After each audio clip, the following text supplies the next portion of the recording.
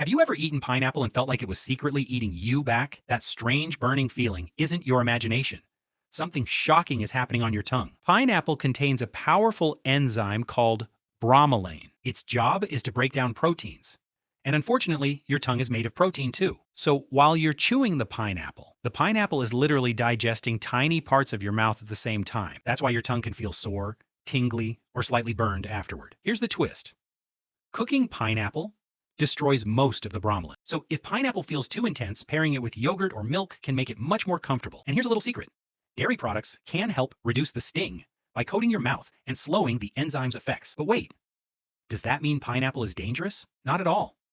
Pineapple is packed with vitamin C, antioxidants, and nutrients your body loves. Even more surprising? Many animals eat pineapple without noticing the burn the way humans do. The good news is that your mouth quickly repairs those tiny surface cells, so the sensation usually disappears within hours. So the next time pineapple makes your tongue tingle, remember, you're eating a fruit that starts breaking down proteins before it's even swallowed. Don't forget to like and subscribe for more body facts. Also comment which human body video I should do next.